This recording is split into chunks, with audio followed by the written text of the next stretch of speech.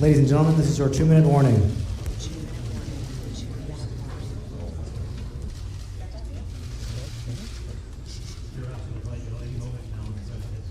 Ladies and gentlemen, the President of the United States and the Prime Minister of the Republic of Italy.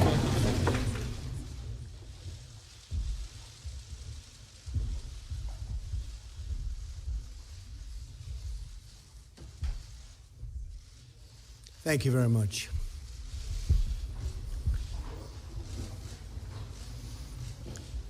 Prime Minister Gentiloni, welcome. Great honor. Thank you. It's wonderful to have you in our wonderful People's House, known as the White House. And so many great Italian friends are with us today. And we renew always the deep ties of history and friendship that link together the American and the Italian peoples. That history traces its roots to the timeless contributions of Italy to civilization and human progress, so true. Stretching all the way back to ancient Rome, through the ages, your country has been a beacon of artistic and scientific achievement. That continues today. From Venice to Florence, from Verdi to Pavarotti, friend of mine, great friend of mine. These bonds of history and culture have only grown stronger as our two nations have become close partners, dear friends, and very vital allies. Mr. Prime Minister, I'm thrilled that you are here today to discuss how we can make this great relationship even more productive in the years to come. On the economy, Italy is one of America's largest trading partners. A lot of people don't know that.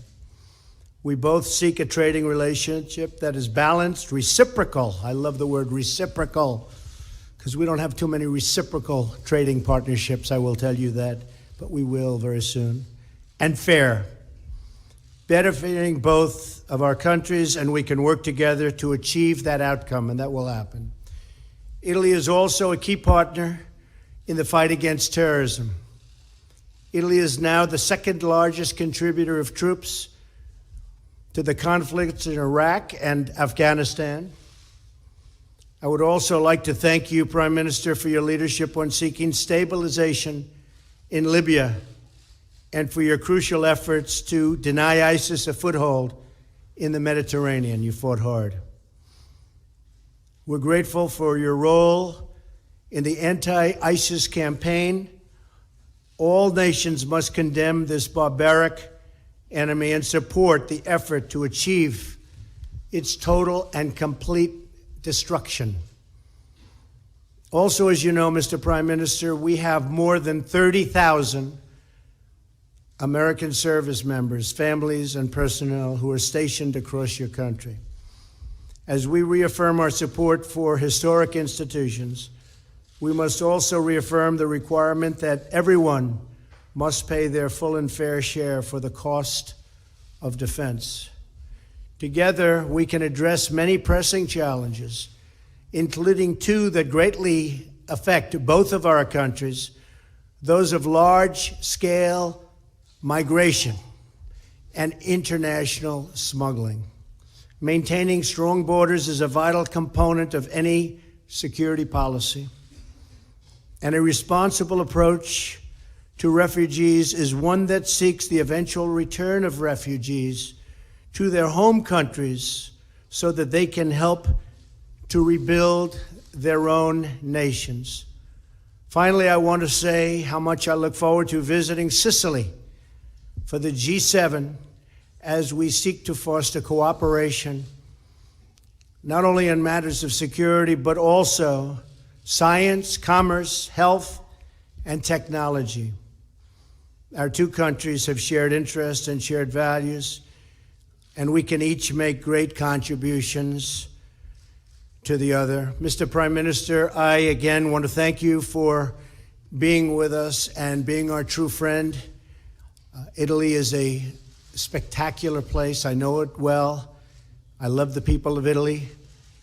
We have 18 million Italians living in the United States, people originally from Italy. And it's a great honor to have many of them as my friends. Thank you for being here.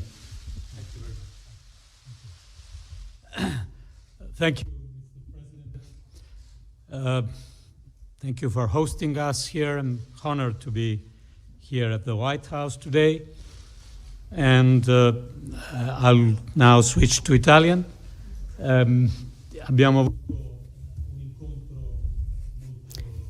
We had a very fruitful meeting, which reflects an ancient friendship, as the President reminded us with his words. This friendship is also a sign of the 18 million Italian Americans who have such an important role in our country, in this country. And this friendship is witnessed also by the fact that Italy is the second choice for American students who study abroad. And we're very proud of this. And this confirms the importance that the United States gives to the cultural dimension of our country. As the President himself just said, this friendship is based on a common commitment against terrorism. This commitment is a commitment in which we are both very active. Our country is very active in Iraq and in Afghanistan, and I think that the stabilization work will be decisive. The stabilization work of Iraq after the military defeat that we expect for Daesh. We know that this action against terrorism must take place within our individual countries. In Europe, with the social and cultural commitment against radicalization by cooperating with Islamic communities. Italy contributes to peace and to stability in the Mediterranean. In Syria, where I believe the U.S. choice to react to the use of chemical weapons by Bashar al-Assad, and where a negotiated solution is more necessary than ever. In Libya, and we discussed this in our meeting, where we need to work against the division of the country in order to stabilize it. This is a very decisive task if we want to manage the migratory flows without giving up on our values and our humanitarian principles. And we need to contrast the horrible traffic of people and clandestine refugees. Italy is convinced of its strategic commitment in favor of the transatlantic relationship. We have also spoken about common commitments in NATO and the goals that were identified in 2014 and the commitments on military expenses and the contribution that each country must make towards collective security. We are proud of our contribution. And finally, Italy is a country of dialogue. We are proud because we succeeded in keeping open the doors in difficult crises. Dialogue can be useful even vis-a-vis Russia, without obviously giving up our unity and our principles, and without giving up our strength and our values. I also told President Trump that we have confidence, even though this is a difficult moment, and we all know it's difficult right now. We have confidence in the future of the European Union, and certainly in the importance of the relationship between the U.S. and Italy. These are the two pillars that the transatlantic relationship is based on, and great part of peace and freedom in the world. We are going through a difficult time, but I have confidence that the European Union will continue to be a positive response to this. And finally, we are expecting and look forward to the President's visit to the summit in Taormina. And I trust that this will be the opportunity to show him the unity of our leaders and of the principal free economies of the planet. Because right now, we really do need this unity. Once again, thank you, Mr. President. Thank you very much, sir. Thank you. Appreciate it. Take a few questions. John Roberts of Fox, please. Mr. President, thanks so much. I hope you'll forgive me for asking you a three-part question. It's been a while. In just the last few minutes, and I believe it was while you were meeting with the Prime Minister, there was a shooting in downtown Paris. It's being described as a potential terrorist attack. I wonder if you have something on that. And further to that, two of the big trouble spots that you're dealing with right now, North Korea and Iran. Do you believe that the leader of North Korea, Kim Jong-un, is mentally unstable? Is that one of the reasons why you're so concerned about these latest developments? Is he a man who can be reasoned with? And on Iran, do you have reason to suspect that they are cheating on the JCPOA? And to Mr. Prime Minister, you talked just a moment ago about your commitment to NATO. President Trump would like to see all NATO members contribute 2% of their GDP to NATO. Your contribution is slightly less than 1%. Will you commit to committing 2% of your GDP to the alliance going forward? Thank you. Well, first of all, I love the question you asked the Prime Minister. I look forward to his answer, because I'm going to be asking him that same question very soon.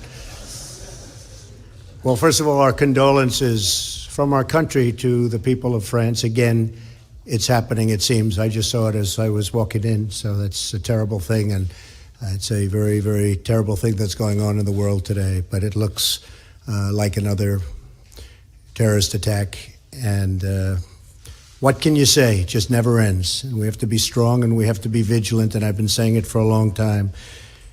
As far as North Korea is concerned, we are in very good shape. We're building our military rapidly.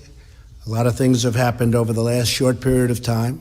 I've been here for approximately 91 days. We're doing a lot of work. We're in very good position. We're going to see what happens. I can't answer your question on stability. I hope the answer is a positive one, not a negative one. But hopefully that will be something that gets taken care of. I have great respect for the president of China. As you know, we had a great summit in Florida and Palm Beach and got to know each other, and I think like each other. I can say from my standpoint, I liked him very much. I respect him very much. And I think he's working very hard. I can say that all of the pundits out there are saying they never have seen China work like they're working right now. Many coal ships have set back. Many other things have happened. Some very unusual moves have been made over the last 2 or 3 hours. And I really have confidence that the president will try very hard. We don't know whether or not they're able to do that, but I have absolute confidence that he will be trying very, very hard. And one of the reasons that we're talking about trade deals and we're talking about all of the different things, but we're slowing up a little bit. I actually told him, I said, you'll make a much better deal on trade if you get rid of this menace or do something about the menace of North Korea, because that's what it is. It's a menace right now. So we'll see what happens. As far as Iran is concerned, I think they are doing a tremendous disservice to an agreement that was signed. It was a terrible agreement. It shouldn't have been signed. It shouldn't have been negotiated the way it was negotiated. I'm all for agreements, but that was a bad one, as bad as I've ever seen negotiated. They are not living up to the spirit of the agreement, I can tell you that. And we're analyzing it very, very carefully, and we'll have something to say about it in the not-too-distant future. But Iran has not lived up to the spirit of the agreement. And they have to do that. They have to do that. So we will see what happens. Thank you very much, John. Thank you, Mr. President. Prima di tutto, First of all,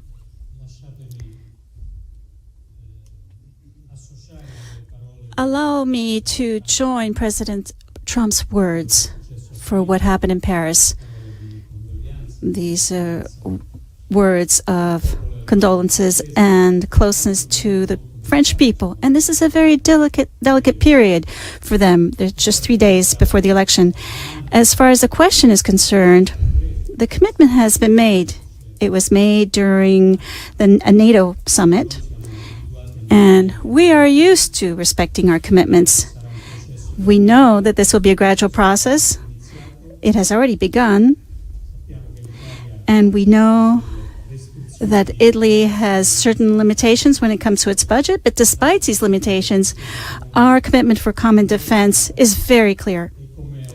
And as I said earlier, I'm very proud not only of the progress made in our financial commitment, but also proud of the contribution that we give to the security of the alliance in so many areas of the world. We talked about Iraq and Afghanistan, but we could also talk about the Baltic Sea or the Balkans. And in all of these areas, you will see the presence of Italian forces within the alliance. And we are proud of that.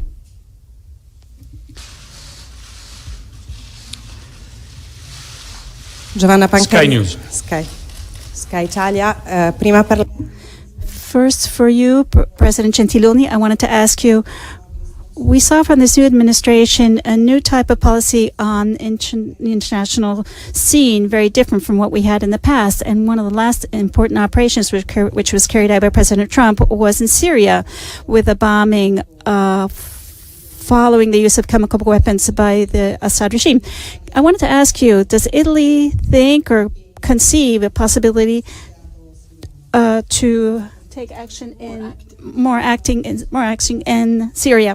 Since my colleague from Fox News did, so I'm going to take as well the possibility to ask you two questions. First of all, about European Union. You have said in the past that Brexit was a great thing and that you think that other countries will follow.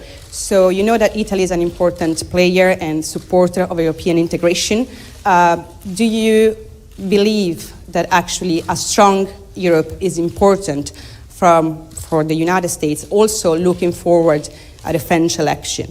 And then the second question is that you said that you're looking forward to come to Italy for the G7, and I wanted to know if you're also looking forward, if it's going to be possible to meet Pope Francis during your Italian trip. Thank you.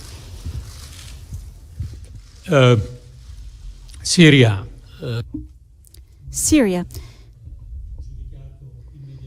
We immediately assessed the operation that was ordered by President Trump and decided that this is a motivated response to the use of chemical weapons. We added that it's up to everyone to consider negotiation as the road through which we hopefully can put an end to this infinite dramatic war and come to peace. Italy is not directly involved in the operations, in the military operations in Syria, other than marginal aspects. But it's not our plan to change this attitude.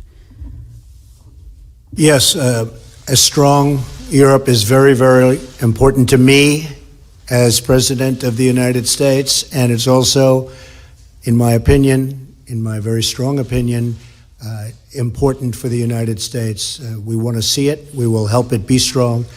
And it's very much to everybody's advantage. And I look very much forward to meeting the Pope.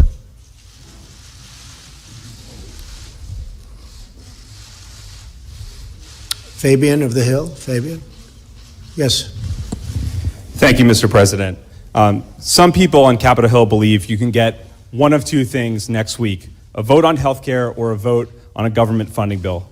So my question is, which one is more important to you to have, a vote on health care or a vote on a bill to keep the government open? And Mr. Prime Minister, I want to get your thoughts on a referendum in Turkey that occurred last week. You spoke about democratic values in the European continent, so are you concerned with the result of the Turkish referendum, and is that something that you discussed with President Trump? Okay, I want to get both. Are you shocked to hear that? And we're doing very well on healthcare. We'll see what happens. But this is a great bill. There's a great plan, and this will be great healthcare. It's evolving. You know, there was never a give up. The press sort of reported there was like a give up. There's no give up. We started. Remember, it took Obamacare 17 months. I've really been negotiating this for 2 months, maybe even less than that, because we had a 30-day period where we did lots of other things the first 30 days. But this has really been 2 months. And this is a continuation. And the plan gets better and better and better. And it's gotten really, really good. And a lot of people are liking it a lot. We have a good chance of getting it soon. I'd like to say next week, but it will be, I believe we will get it. And whether it's next week or shortly thereafter. As far as keeping the government open, I think we want to keep the government open. Don't you agree? So, yeah, I think we'll get both. Thank you.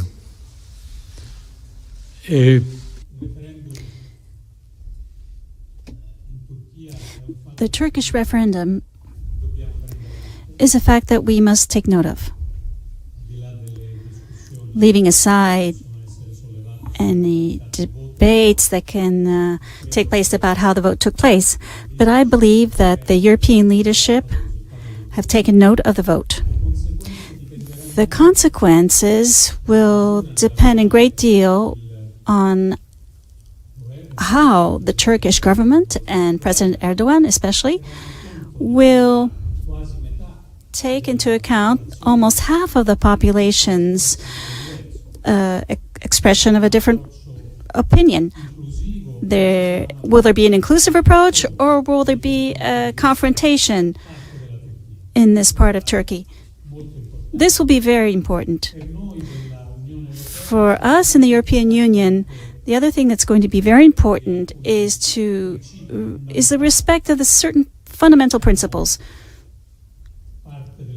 We are members of the Atlantic Alliance, Italy and Turkey, and Italy contributes to Turkey's defense with its own military assets. We believe that among our countries there should be a cooperation. And hopefully, and we trust, that this cooperation will have among its consequences the solution of the case concerning the journalist blogger who's been detained over the last few days in Turkey.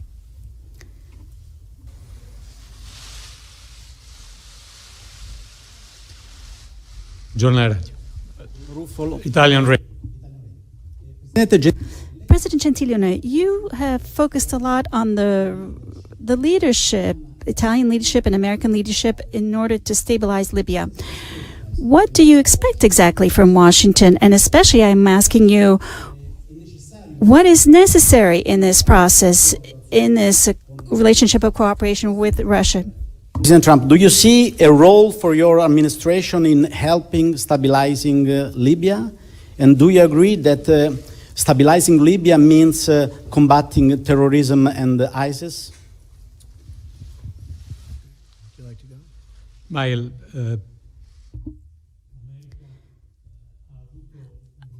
America has played a very key role, first of all, to prevent the consolidation of an important basis for terrorism while Daesh was undergoing defeats in Iraq and Syria.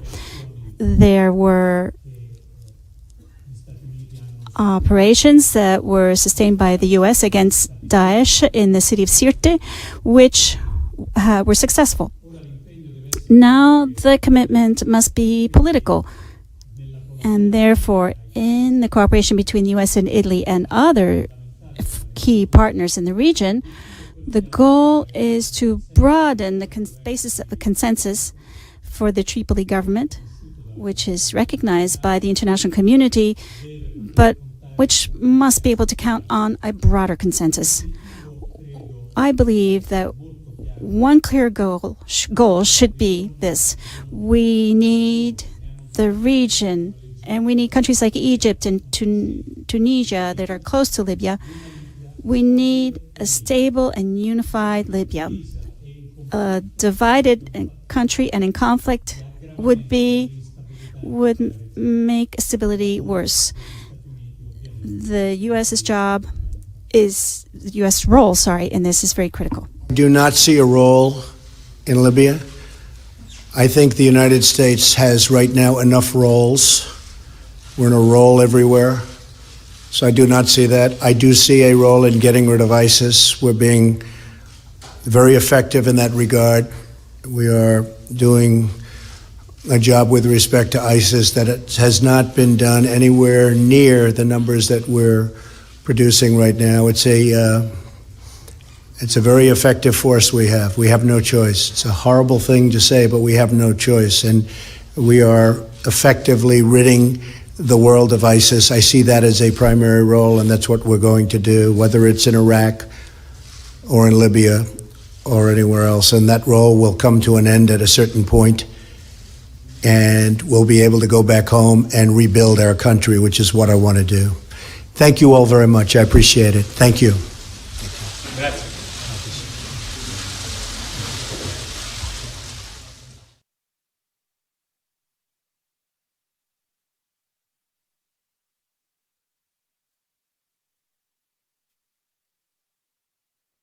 I'm here at Right Side Broadcasting Studios. Before getting to the press conference, just wanted to update you on the story coming out of Paris. And President Trump was actually asked about this earlier. Paris, that there was a shooting of several police officers in Paris. Latest reports were that 2 police officers had died in that shooting. It is being investigated as a possible act of terrorism. New report was is something not plugged in? I didn't plug in, did I? You did not. Oh, I'm an idiot. I'm sorry. Wow, It happens. I'm so dumb. I apologize. I made a mistake. I did not plug in my microphone. Wow. Okay, I am Steve Lichtner. I haven't done that in a while. I am Steve Lichtner. This is the post show for the Donald Trump press conference. We're going to be talking about the press conference, some things that he said during the press conference. But before we get into that, we want to talk about, just give you an update on the story coming out of Paris. Earlier today, yes. Oh, well, all right, so I got to say, so remind me to say thank you to that. That's amazing, after the Paris update. So let me get to Paris update, and then we'll update that. So, latest from Paris. Earlier, about an hour ago, we got a reporting that several police were shot at in Paris, and 2 of them ended up dying from the reports I saw, and it's being investigated by the Paris police as a possible act of terrorism. Just in the last couple minutes, I saw new reports that there were more shots fired in a different area. I don't know if this has to do with maybe they're chasing the suspect or suspects of the original shooting, and there's firing going on. Is this a new attack? We don't know. I read some reports that said the initial shooting, the one about an hour ago, was there were cops sitting in a car, and it was like a drive-by shooting, and I saw reports from the Paris police saying the officers were targeted, but no confirmation 100% that it was terrorism yet. But that's the latest there. Let me just see if there's anything new on the wire about this, on Twitter about it. Let's see. Central Paris is in lockdown. A suspect is down. Police say a gunman killed in the Paris shooting was known to security services. So there's that. There were shots heard in a nearby street after the initial shooting. So that's what we're getting right now. BNO News just reported that a 3rd police officer, in addition to the 2 who died, now I saw a report that 2 died. I know that 1 definitely died. I saw a report that the 2nd had died. But so we know 1 died. We know 3 were shot, and then I'm looking just for more information on this. Okay, so I'm only really seeing now 1 confirmed dead, and I've seen numbers of 3 shot. Oh yes, and Breaking 911 is saying, very unfortunately, a second police officer died. So we have 2 officers dead, an additional 1 shot, a report of the suspect down, a report of shots still being fired. No word yet on whether there are multiple suspects in this, and no confirmation whether it's a terrorist attack. It's being investigated as such. President Trump was asked about it, and he said it looks like a terror attack. President Trump said. He was asked about it in the press conference. So we'll keep you informed on that. And we're going to talk now about some stuff President Trump said during the press conference. And if you would like to write in and give your comments on any of the things said during the press conference, any of the different things that President Trump talked about, or if you'd like to comment on the attack in Paris on the police there, please reach out. You can write to me on Twitter, direct message me at @Lookner, @LOOKNER, or you can email me at steve.lookner@rsbn.tv, or you can also call in here. We can take calls if you want to call in and get on the air and say what you're thinking about whatever issue you want to discuss. 202-470-0049 is our number here. And a couple of you sent me messages during the press conference. I want to get to them. But first, I want to say a special thanks to Jake. Give me the name again, the person who donated to us. Okay, so Tuesday's Gone, who had already donated $100 before, which was incredibly generous, donated another $100 to us. That's incredible. Thank you so much, Tuesday's Gone. And we got a $20 donation from John P.S. John P.S.? What is it, Jake? I'm sorry? John P.S. 30. So thank you, Tuesday's Gone and John P.S. 30. Very much appreciated. We use your donations. Let us stay on the air. Without your support, we couldn't stay on the air. So bringing you coverage like this, bringing you coverage of the President Trump rallies, bringing you coverage of the Sean Spicer briefings, we do that thanks to your support. If you'd like to donate and chip in, we really appreciate it. Even a small donation. Either if you're on YouTube watching us, you can click the $sign at the bottom of the chat room next to the program, the $sign at the bottom of the chat room. Click on that. That lets you donate. Or you can donate at rsbn.tv/donate, rsbn.tv/donate. And if you donate that way, if you want to send us a screenshot of your donation, so if you want to get thanked on the air, because we can't see the rsbn.tv donations in real time on the air, we can only see the YouTube chat ones in real time on the air. You'll get thanked anyway, but if you want to get thanked on the air, that's how to do that. Okay, so let me now just go to your comments, and I saw a couple people had written comments in. So Michael Saunders had replied on Twitter to Norway's comment that he sent in, and Michael Saunders said, "Police are under attack in France, just like here under Obama." Let's see. Mid-American wrote in, "Glad to hear President Trump has no interest in going back to Libya." So President Trump at the end of the press conference said, he didn't want to be involved in Libya militarily. He said he doesn't see a role for us in Libya. He said something like, "We have a role everywhere." I think he was talking about, North Korea and Syria, and he said he didn't see a role for us in Libya. We got a couple of emails. Let me get to those. Well, I know Jason Thornton wrote in, and Jason Thornton said, Jason, if I can open your email, I will read what you said. Jason's email is entitled Paris Climate Scam. So Jason says, "I don't know about you, Steve, but I'm sure most of us don't want to pay more at the pump and in taxes for a fraudulently made up treaty. Another globalist scam to impoverish Americans in the world. The U.S. government's head climate scientist was just indicted for fraud by taking the taxpayer dollars to work on fake climate change science and working on his house instead. Let's face it. Climate change has been around since climate change. Why should we pay for it when the money goes to line the pockets of globalist corporations and not address the real issues? Keep up the great work, Steve and RSBN crew. Regards, Jason Thornton." Jason, thank you so much for your kind words and your message. So Jason thinks, that that he's not for the climate deal because he thinks it'll end up raising taxes, it'll end up causing prices to rise, because it'll presumably be more expensive. I'm thinking your thinking here is, Jason, that it'll cost us more to produce the cleaner energy that's wanted to be produced, that's mandated by this treaty. And you're also saying that you don't think that you question the science behind the claim of climate change. So thank you, Jason, for writing in. Much appreciated. Let us know what you think about the Paris Agreement if you want. Write in, call in. 202-470-0049 is our number. Twitter, I'm at Lookner. Email me, steve.lookner@rsbn.tv. Would love to hear your comments on that or the other issues that came up today. We just got a message here. Kathy writes in, Trumpet News is reporting North Korea preparing now to launch a test nuke despite U.S. planes. So I've seen some reports, Kathy, I'm not familiar with Trumpet News, but I have seen some reports that they are ready to do a nuclear test. Now you say launch a test nuke, so that could mean either a missile test or testing a weapon, which they do like under a mountain or something. So either of those things could happen. Supposedly they were preparing a nuclear test of an actual bomb somewhere there underground, and they're ready to do it. Don't know if they're going to do it yet. We will see. We will keep an eye on North Korea. Everybody's keeping an eye on North Korea. And now something very interesting President Trump said during the press conference, which I wrote down. I thought this was quite interesting. I'm guessing he didn't misspeak or anything, but President Trump was talking about, he was asked about North Korea, and one thing he talked about is he said that China was helping us more on North Korea than they ever have before. He suggested that this is in part due to the good meeting he had with President Xi of China in Florida. But something he said is he started saying that, China's helping us out. We've seen some coal ships get turned back. That would be coal ships from North Korea trying to sell their coal from China. But then he said some unusual stuff with China has happened in the last 2 or 3 hours.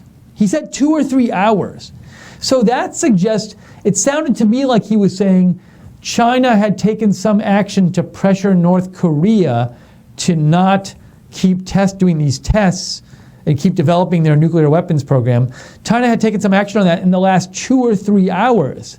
So perhaps President Trump was just briefed on something in the last 2 or 3 hours? Don't know, but that was intriguing to me to hear that. Something else he said about North Korea was, he was asked, do you think Kim Jong-un, the leader of North Korea, is like mentally stable? And he said something like, I hope he's stable. I hope it's more the positive answer than the negative answer. But President Trump did sound confident that they would be able to handle the North Korea problem. So that's what he said about that. A bunch of interesting answers from him on that. Excuse me. So if you would like to, I'd love to hear what you think about the North Korea issue or President Trump's comments on it.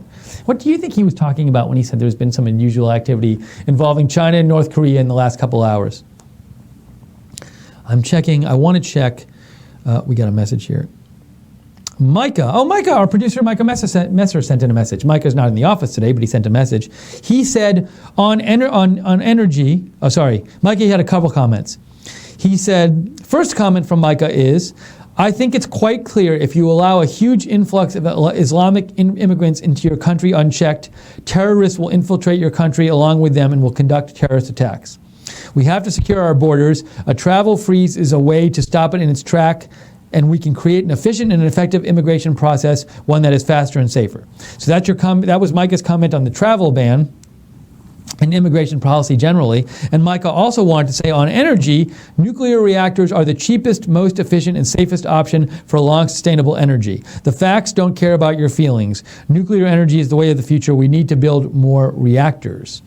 And I've read things about, I'm not an expert about this, how there's been a definite slowdown in reactor building over the last couple decades, but I am not fluent with the details of that right now to go into more detail about that. But thank you, Micah, for writing in. Appreciate it. That's Micah Messer, our producer. If you want to follow Micah on Twitter, he is at Micah J. Messer, M-E-S-S-E-R. Let me check. I'm checking the news to see if there's any more updates on the Paris shootings there, the shootings of police officers and then further shootings. So the French president is holding an emergency meeting after 2 officers were killed in ambush. That comes from Breaking 911. Yeah, so we're seeing reports of the second police officer who died after that attack in Paris. And we heard one suspect is, I believe, dead or down. One suspect dead. Don't know if there's more suspects. We'll let you know if we hear further details. North Korea, we have a comment from Norway on North Korea. Norway writes in, North Korea is out of control. It seems as if the outcome will be bad now if taking action. It will be bad now if taking action, or really bad if we all wait and see. China realizes this now. So Yeah, I mean, you know, I think you're making a good point that it's. I see your argument, Norway, and I have sympathy with it. That like none of the options seem really good. See, I guess the good option, the non-bad option, would be some kind of agreement whereby North Korea peacefully gives up its nuclear weapons program. The problem with that is, I don't even know if that could be on the table anymore, because in past agreements we've reached with them, there was one under the Clinton administration, I believe, that we reached with North Korea, but we've definitely had past agreements with them, and they didn't respect the agreements, they cheated on them, and at this point, I don't know if you can even trust North Korea, even if you were to undertake an agreement with them. But also, there's this whole issue of, will they even sign an agreement, because some North Korean experts out there say that they're never going to agree to give up their nuclear weapons, because Kim Jong-un sees what happened, for example, to Gaddafi in Libya, where he agreed to give up his nuclear weapons program, and then he was overthrown, and the U.S. Turned on him. This is how the theory goes. And that so the idea here is, if you have a nuclear weapons program, if you can develop nuclear weapons enough, that keeps your regime safe from regime change by other countries, because you have this threat of using your nuclear weapons. And one theory about what's going on in North Korea is that Kim Jong-un just thinks, look, I got to get these nuclear weapons to guarantee my regime's survival. And if I can get them, if I can get enough nuclear weapons and miniaturize them enough and get missiles developed enough so where they can hit the U.S. will never try to overthrow me in North Korea. So these are reasons. There's a reason why North Korea would never agree to an agreement, a peaceful agreement, and also there's a reason to think that they would cheat on any agreement. And if that's the case, and if a peaceful agreement isn't a reasonable option to hope for with North Korea, then what are you left with? You're left with either letting them get nuclear weapons that can hit the United States, which seems like an awful outcome, but also attacking them militarily to stop their weapons program. That's a very dangerous outcome as well. So I think in Norway, something you're commenting on is saying, like, the options here don't seem to be good at this point, because we've let them get so far in their development of nuclear weapons. Thanks, Norway, for writing in. This is the post show for Donald Trump's press conference that he just held at the White House. Okay, so and we're gonna stay on for a few more minutes. If you'd like to get any last comments, direct message me on Twitter @lookner or email me at steve.lookner@rsbn.tv. I want to talk about a couple other things President Trump said during his press conference.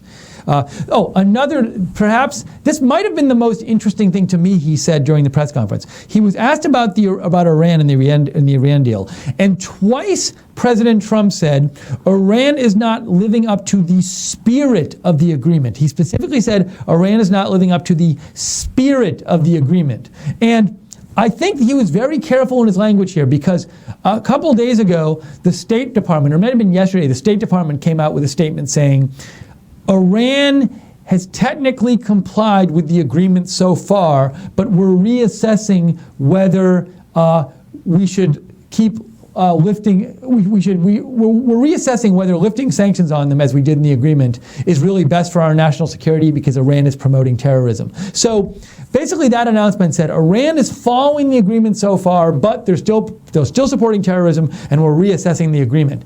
And President Trump today said Iran is not living up to the spirit of the agreement. If he had said that they're not living up to the agreement, period, that would have gone against what the State Department said yesterday or 2 days ago.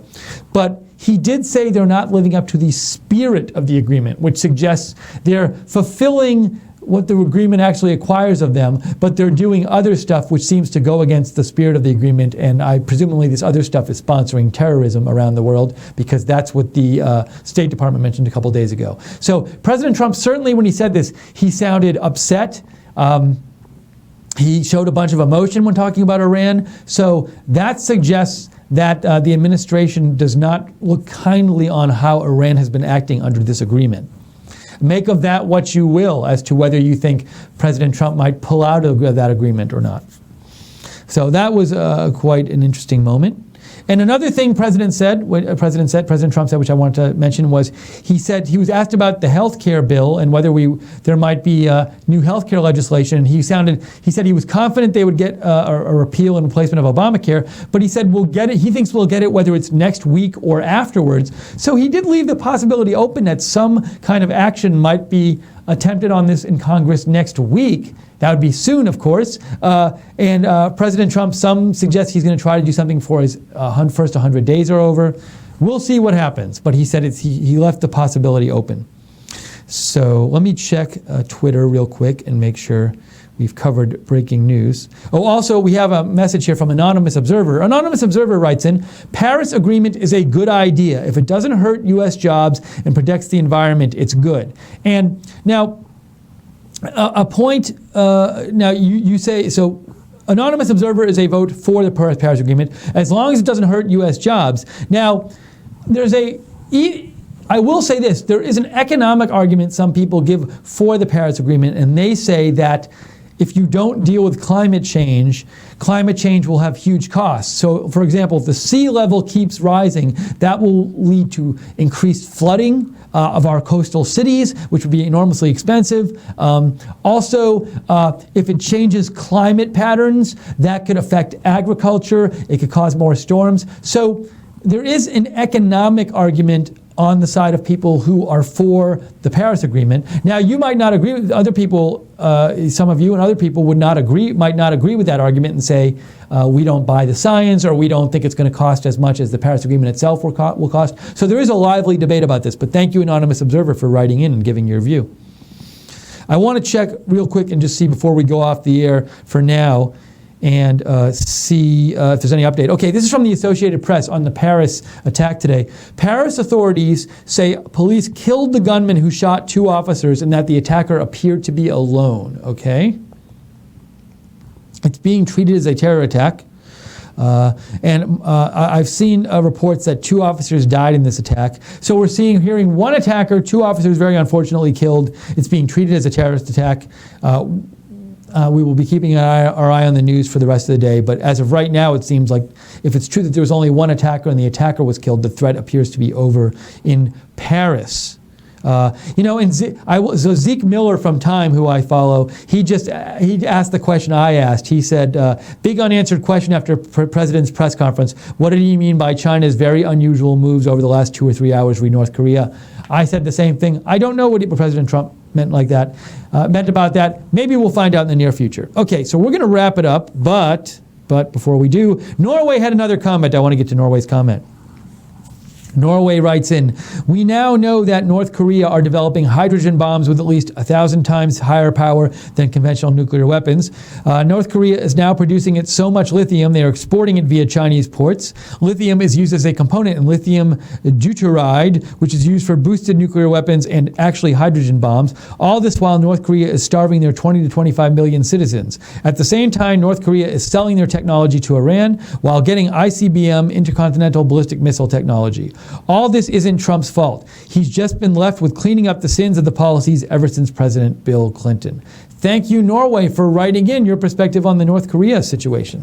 I also, last time I want to check my email before we sign off because we need to go at this moment. All right, we're going to go now. Tonight, Jake, can you tell me, are Nick and Wayne on tonight? Do you know this information? So Nick Fuentes is going to be on tonight. That's the latest information we have, and that is at 8 p.m. Eastern. I think Wayne might be off tonight. So for now, if you want to watch tonight, Nick Fuentes at 8 p.m. Eastern. Also, I want to thank all of you for watching today. Appreciate it. Thank you to everybody who donated. We got a bunch of donations. That's really kind of you, really generous, and helps us stay on the air. If you'd like to donate, again, we rely on your donations to stay on the air and bring you alternative coverage to the mainstream media. So if you'd like to donate, any level of donation is much appreciated. You can either click on the $sign in the chat room on YouTube next to this broadcast, or you can go to rsbn.tv/donate, rsbn.tv/donate. And if you'd like to make a recurring donation and get some freebies from Right Side in return, some free stuff, you can check out our Patreon site, www.patreon.com/rsbn. I want to big thank you to Jake Seals for producing today. You can follow Jake Seals on Twitter at at Jacob RSBN Music. I want to thank the moderators for moderating the chat today. Thank you so much, moderators, as usual. And thank you for all of your intelligent comments, your messages, and your questions. Really appreciate it. We consider you part of the broadcast here. We consider you part of the network. So we really like to hear what you're thinking when we cover the news and cover the press conferences and cover the Sean Spicer briefings. So thanks for writing in and thank you for watching. Tomorrow, if there is a Sean Spicer briefing, we will bring it to you. We bring you all the briefings here and we do a pre-show and the post-show. We're going to try to do something this weekend, Sunday, about the French elections. We'll do some kind of stream about that. So keep an eye out for that. But for now, if there's more breaking news, we'll cut in live and bring it to you. But for now, thanks for joining us on our coverage at Right Side of the President Trump's press conference. Don't forget to follow us on Twitter at RSB Network. I am at LOOKNER, by the way, at Lookner. And subscribe to us on YouTube.